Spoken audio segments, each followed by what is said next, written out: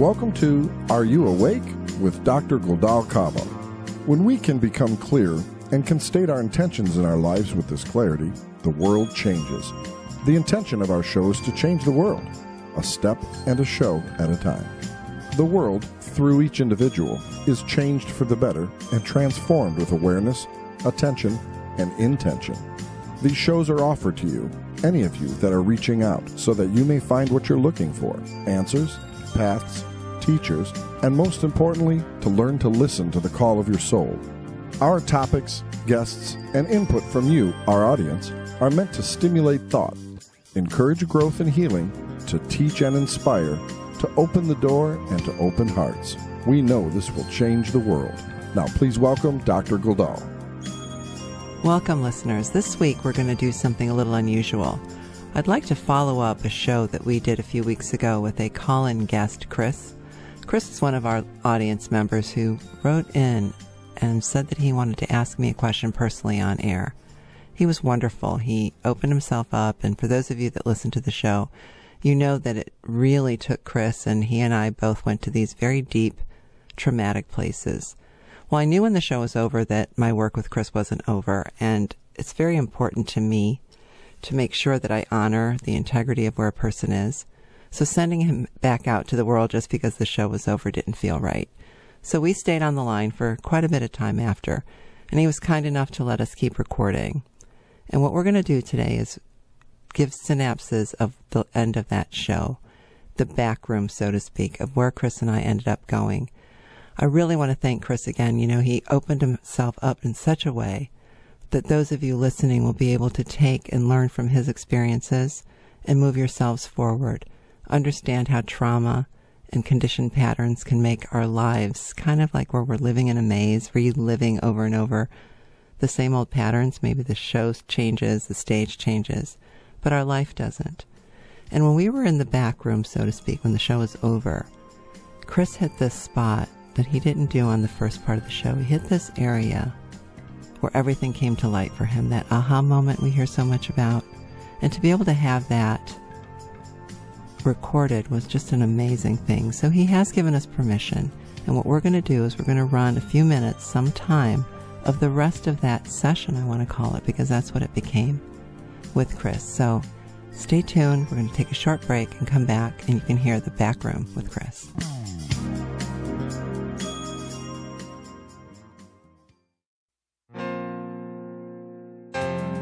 Internalized stress can cause our bodies to become weak, less productive, and can cause illness. Finding wellness can be difficult. Dr. Guldaal is pleased to introduce a product to assist in bringing you to this wellness in a manageable, efficient, effective way.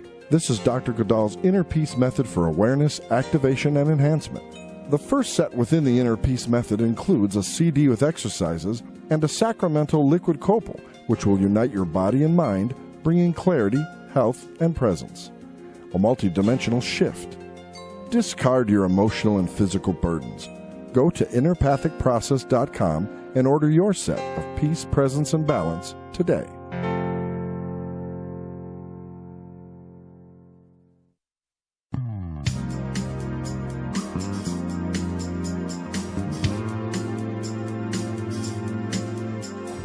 So I just wanted to let you know, Chris, that we're behind the scenes. The show's over, and you and I have been talking a little bit, and I've just been informed that the microphone's still on. Are you okay with that? Sure.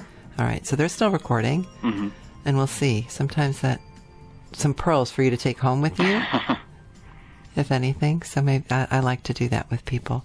We were talking about your daughter and about the frontal lobe and the headache. You were talking about your headaches. Yeah. Just I tend to if I am feeling like stress, or when I notice it, or I get to the end of the day and I'm like, oh, it's like I do feel a lot of tension, like in like the front of my head, like my temples and just my forehead, and so that made sense to you when I was talking about the difference between the frontal lobe and where trauma lives. Right. Yeah, absolutely. That I often can't quite figure out where that stress comes from, and I get to the end of the day and I'm like, my goodness, it's like, I can feel it. I sense it there, and I sense it in my skin, but I also feel like I sense it, in my head. So you're a very body person. You're very visceral in the way you live life. Would that be right? You say you're very analytic, but everything you talk about is so body. Yeah, I mean, I think in the past I've had this idea that I have this kind of war between my brain and my body, and so I do talk about my body a lot, but I think it's almost like after the fact, like this weird thing like happened to my body, like I'm sort of analyzing it like after the fact, like. So when you think back on your experience, it's very visceral, it's very body oriented. Mm-hmm. Yeah. So it's very similar to when you talk about that hole inside. That's like after the fact, right? Right. Okay. You're good. Thank you. Thank you. That hole that you talked about, I know that on the show you mentioned your mom, and just kind of I wanted to keep you on the line because it doesn't make sense to me to send somebody off like, okay, the show's over, thanks for bearing your soul, see you later.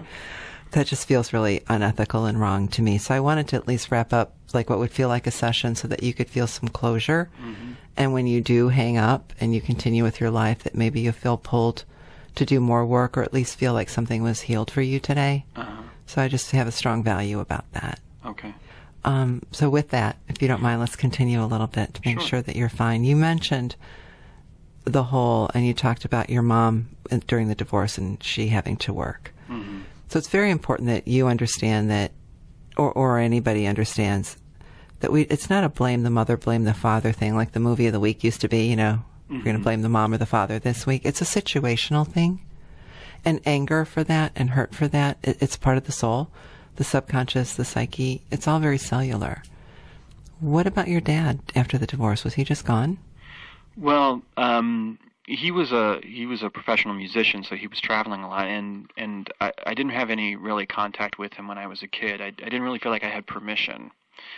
But then when I was an adult and I got a little older, and when I went through my own divorce, and it just really, I had this moment where I thought, there's this guy out here that I came from, and I'd known very little about him, and I'm going through like some of the same things that my parents went through. And I felt really, I wasn't sure what would come out of it, but I really felt like I had to at least reach out and sort of try to get an understanding of who that guy was. So when your parents divorced, you lost both parents. Yeah, absolutely. It was like a plane crash. Yeah. They both died. Yeah. Yeah. And I think your body experienced it that way. Yeah. I mean, I'm feeling it right now as you say it. That, like, you know, that's really apt. Okay. And I think that hole that you talk about happened that moment of that plane crash. And it helps to call it what it is. Right. Instead of all the other things that we use to make sense of stuff. Mm-hmm. Yeah, that's a hard place to go. It's a real hard place to go. Because you're very good with your words. I mean, I can get a sense of what happens for you. And I can feel when the pressure kicks up. Now notice the tone of your voice. Yeah. I mean, when you just even said plane crash, I felt myself sort of pushing on that a little bit. Like I had a response to that image. And then at the same time, I wanted to sort of push away from it. It's like I wanted to know what it was for just a second, but I didn't want to sort of live there. And so then, even just now talking to you, I feel myself sort of negotiating that about sort of like dipping my toe into it and trying to get closer to it. Okay. And it's probably okay for you not to dive in right now. Yeah, good. But it may be to use as a framework that the hole that you have, it's okay to have it because it makes total sense. The royal family puts everybody on different airplanes for a reason. We don't lose everybody at once, but you did. Right. Whether you understand it logically or not, your soul body, your emotional body still got kicked. Right. And you've been living around that in survival ever since. Right. How old were you when your plane crashed? I mean, in actuality, like even the time frame of it, I'm really confused about. I think maybe that's part of it. You know, that, I mean, I remember seeing my father as a child, like maybe once or twice, but I can't actually even remember a time when like everybody was in the same house. So he was gone long before the crash. Right. So he was almost like this ghost-like figure. And so, I mean, I think that's how deep that confusion goes, of like pre-memory. I can't actually sort of get to a point where I can say I understood things and then I stopped understanding things. I think I was born not understanding what the lay of the land was. Which would explain the avoidance thing that you started with when you first wrote into the show. And I know that in our pre-interview about the show, you said your father was a professional musician. So by definition, his work hours and travel, even if it was a good relationship, he'd be gone a lot. Yeah, there would be challenges there. Absolutely. Sure. So the missingness, I mean, it's interesting how we are born into this earth to be connected, to be heard, to be seen. And whenever that doesn't happen early on, holes, little divots into that emotional space occur. And then it becomes our job to create an adaptation to survive that. And then our job to go back later and clean it up if we want to be as whole as we can. Right. And so you kind of embarked on that with me today. Yeah. Do whatever you can to not stop. Okay. You're worth it. Your daughter's worth it. Thank you for saying that. That's very true. Now, how old was your daughter when you divorced? She was 3. And how old were you when your parents divorced? I mean, like I say, I don't even know when it officially happened. I mean, because I'm going to guess some of my earliest memories, I would say, are 4 or 5. So close to the same age. But yeah, a similar psychic sort of journey going on there. Always is. I tell parents something like, it's so hard for us to do this for ourselves, but the more you clean up, the less she has to. Right. It really is true. So the more of this you clean up inside of you, the less energetically, the less karmically, the less in all kinds of ways she'll have to, because you'll be more and more present with her. Mm-hmm. You might not spend any more time, but the way you are with her will be so different, it will help her heal. So it's worth it for her, even though it's very hard to do. Yeah, I'm not one of those people who tries to get too overly attached to the idea of turning 40 or whatever, but there has been a moment like turning 40 where I want to, my daughter will be graduating from high school soon. She's going to be going through immense changes. She's going to go to college. She's going to become a woman. She's be dating boys, and her life is going to become something different. And I really do feel like this sort of, I don't want to say pressure, but this calling. It is pressure. Yeah. You can call it pressure. Yeah. It is pressure. It sounds like pressure. There's this calling to be available to her, to be a resource to her, and to be sort of more august about some of these experiences, so that when she does have trouble, and she's going to, because human beings have trouble, that I can be a more valuable resource to her. Yes, and I'm going to say this not to make you feel in any way negative, but mostly just to state fact. Chances are her first boyfriends are going to be boyfriends that are pretty distant, pretty unavailable, just by definition of you're trying to find your way. Right. That's all she knows. Right. So again, this pressure that you're feeling is a good thing. Right. Because we humans, we're very, very complacent. We're not going to budge if there's not a lot of pressure, if there's not a fire up our butt. Right. We don't move. That's why I think we're built in a way that if we don't have enough pain, we won't look at something. Mm-hmm. So embrace the pain. It's valuable. Yeah. It's very valuable. I'll try. Yeah. Catch your avoidance anyway. Uh-huh. Do yourself that favor. Right. But I know that you said something about meditation, so meditation will help. Yeah. The healing exercises at the end of these shows, do them. Mm-hmm. These are things you can do on your own. Do some essential oils, some herbs to quiet the chatter, quiet the rushingness of the anxiety. It will help you find it more. These are things you can do on your own. Right. I feel like if I can sort of detach in a healthy way as opposed to avoid, that's a good thing for me, is learning how to do that. The thing about detachment. Uh-oh. Was it the way I said that? I think so. Well, the thing about detachment is that I think we think that means we don't care. And I believe the real definition of detachment is to be able to unwind enough from something that it's healed so it doesn't grab us anymore. So unfortunately, in order for you to get to detached, real detachment, not caring, because I think you're skilled enough to be able to compartmentalize it where you'll think you're detached. Uh-huh. It's more like you're going to have to go in to the belly of the beast, heal it, so then it's no longer something that grabs you. That's real detachment. Right. And again, meditation, process, metaphor, symbolism, all those things, they help. Like plane crash, right? Yeah. That metaphor, how that moved you. Yeah. It's really sticking with me. Yeah. Notice how that's not a logical thing. It's a symbolic thing. That speaks to the midbrain. That's the difference between that frontal lobe, logic space, and the midbrain. So you can take that with you. Thank you. You're welcome. So, meditate. Do the exercises. I know that you mentioned at some point when we were speaking that you're not very good at disciplining yourself with these things. Most of us are not. Uh-huh. So that's where I like some kind of a healing practitioner, some kind of structured something. Mm-hmm. Structured classes, courses, a place to talk, a place to tune in. Do as many things as you can do. Uh-huh. Okay. Again, you have a 15-year-old out there. You have you as a little boy that got lost. Mm-hmm. So that man deserves to grab that little boy and Right. grab life. Life is here to be loved and have joy. And we all deserve that. Yeah. So I hope this feels a little more closure for you. Yeah, it does. Okay. Chris, thanks.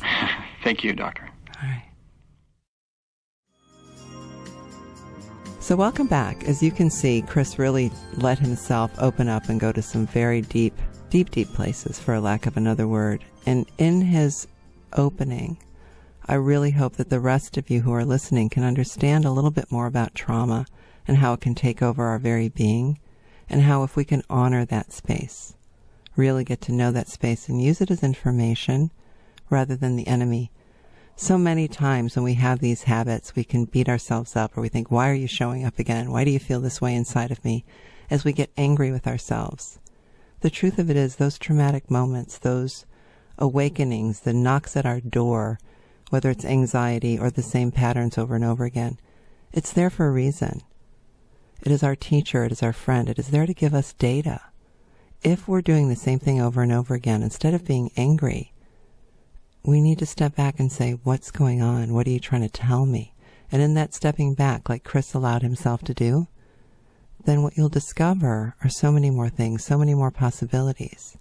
The key here is empowering yourself to remember your value and to honor your experience.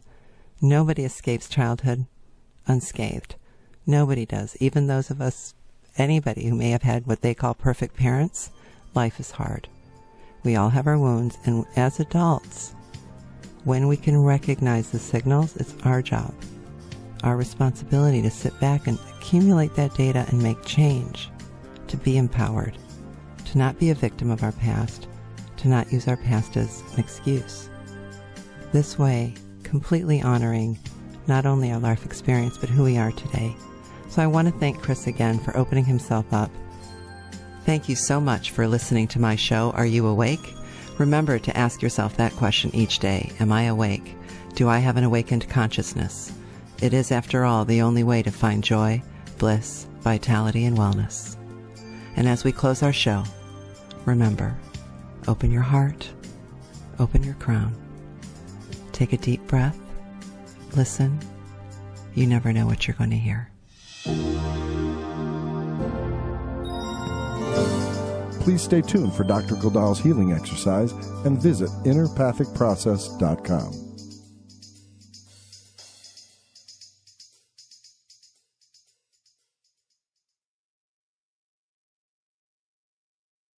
Okay, welcome back. We're going to do another awareness activation and enhancement exercise. Today, we're going to focus on trauma. It has been the theme for today's show. Every single person has a trauma, many traumas we all have that we've experienced. And what I mean by trauma isn't necessarily one huge thing. It's a body stressor, anything that our body and our soul experiences as an attack, as violent, as a stress, as a negative, is responded to by the body the way it responds to the bigger traumas, in the exact same way. And that trauma is held in our brain, and our whole body responds from there. So today's exercise is to help you activate your trauma center and release and unwind whatever trauma comes to the surface, whatever stressor comes to the surface.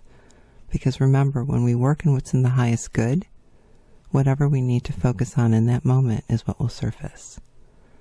So please, relax. Sit down, lay down, anything but driving. Find the spot that's most comfortable for you. And when you do that, take a deep breath, a cleansing breath, a healing breath, so you can transition and prepare yourself to be taken away for a few minutes to another dimension, another place. As soon as you're comfortable, please breathe in through your nose, out your mouth. Put your tongue on the roof of your mouth and breathe in deeply, deeply, deeply, filling your belly all the way until it can't fill anymore, and hold. And release slowly through your mouth. And notice the stiffness in your neck, right where your spine moves into your brain, that occipital area, very tipped by your atlas in the back of your neck. Most people have a lot of stress there. Feel that tightness. Now let it go. Breathe in through your nose directly into that space. Let the air fill that space. And now release and feel that come all the way down your spine. And another cleansing breath. And now with this next breath, you're going to bring the air and the light all the way up through your brain. And you're going to activate your brain the way you activated your spine. And you're going to feel your whole body come alive. At the very tip of your head, the middle of your crown, feel your crown chakra open, very top of your head. Right in that space are some important elements. The amygdala, the limbic system, the pineal gland.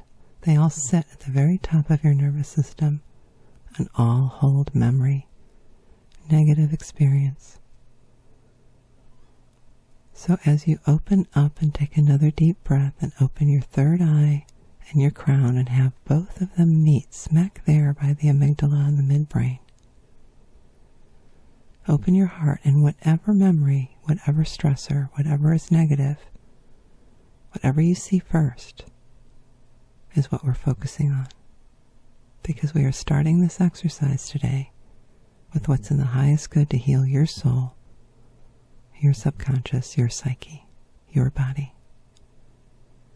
And with that intention, take a deep breath, and whatever you see, notice how it grabs parts of your body, your strength, your energy. Maybe you feel it in your arm, your elbow, a tightness in your rib cage and your gut. Some of you will feel it in your hips, the tightness, clenching of your hips, of your glutes. Wherever you feel it, bring the light there, and notice there might be hooks and any kind of a sensation of being wrapped and held tightly. That is the holographic memory image of that trauma, of that stressor. So it's up to you now to find that space and slowly unwind it, unwrap it, snip it with scissors, whatever you need to do with your imagery, but follow what feels right. And you notice your hips start unclenching, your rib cage expands, your body releases. And as you do this unwinding, you may see images, you may have emotion, let it flow. If it's anger, if it's sadness, whatever it may be, just let it come off your body. It doesn't matter. It's always better out than in. And continue to unwind and unwrap in all the places that you need for it to be. And as you're doing this, know that this method is a very ancient Tibetan method that was given to me many, many years ago, simply called unwinding. Its power is beyond words. It's extremely sacred. It puts you in a place of total empowerment. It puts you beyond the veil. That's it. Slowly unwind, unwrap. And only do this for a couple of minutes. It's very powerful. And now, bring in white light. And just wash away the residue. Give yourself a light bath through your crown, your third eye, all the way down your body, your throat, your heart. Bring in that light, solar plexus, your second chakra, your root chakra, down your legs, out the bottoms of your feet, all around your body, the white light like a shower, as it washes away the efforts of today's cleaning, unwinding, unwrapping of trauma. Now some of you will feel a little shaken, some will feel tired, some will feel energized. You may over the next 24 hours feel a little flu-like. Drink a lot of water. Honor the space that you've just been in.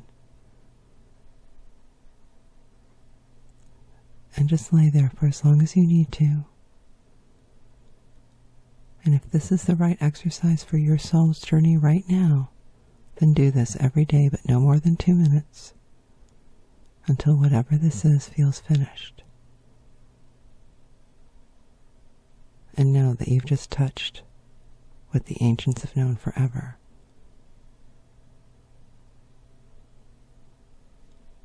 Do your light bath, let it go, and when you're ready, come back. Find your feet, make sure you find your feet. Root them firmly into the earth. Open your eyes and feel the empowerment and the divinity that lives within. Namaste.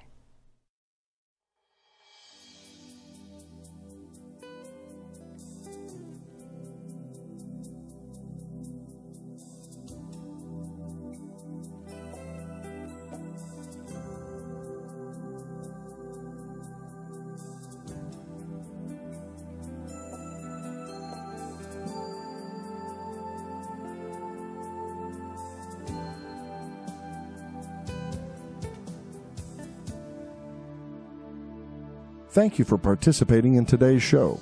Email us at info@areyouawakeshow.com with questions, ideas, or comments.